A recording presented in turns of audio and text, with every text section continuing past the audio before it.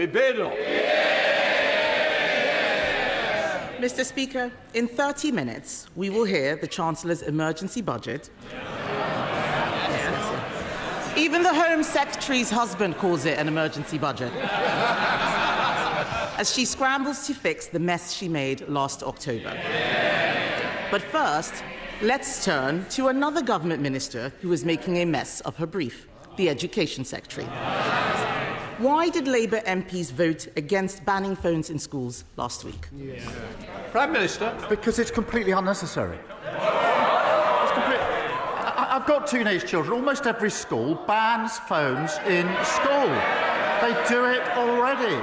We need to concentrate on what's really important here, which is getting to the content that children shouldn't be accessing. That's where I would genuinely like to work across the House, because I think there's a huge amount of work to do. But the battle is not with schools that are already banning phones in school. The battle, and this is an important emerging battle, is to work together to ensure that we can ensure that the content that children are accessing, wherever they are, is suitable for their age. Mr. Speaker, we can look at the content, but if the ban is unnecessary, then why is it that they've started a review? Just last week, his Education Secretary called a ban a bit gimmick, yet teachers and head teachers say the evidence already shows that schools that ban phones get better results. And he's wrong. Not all schools do this. Only 1 in 10 schools are smartphone-free. So will he U-turn on this? We need to ensure that all schools do this, but the vast majority do. It is really important that we focus on the battle we have to have with mobile phones, which is the content that children are able to access. And we need to ensure that that is controlled wherever they are. So it's a question of having the right battle on the right issue, not wasting time on something where almost all schools are already banning mobile phones. Kemi Badenoch. Mr. Speaker, I'm surprised that the Prime Minister would say this. His own government's evidence says that phones disrupt nearly half of GCSE classes every single day. Discipline is the #1 issue in many schools. Under the Conservatives, schools became twice as likely to be good or outstanding after going through our behaviour programme. So why did the Education Secretary abolish that programme? Prime Minister.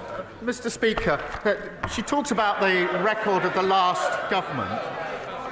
Under their watch, a third of children started school without appropriate level development, and that is not being able to use a knife and fork. A quarter left primary school without the required standard of reading, writing and maths, and 1 in 5 was regularly absent. That's why we're pushing up standards, more information from Ofsted, transparency for parents, more interventions where schools need it.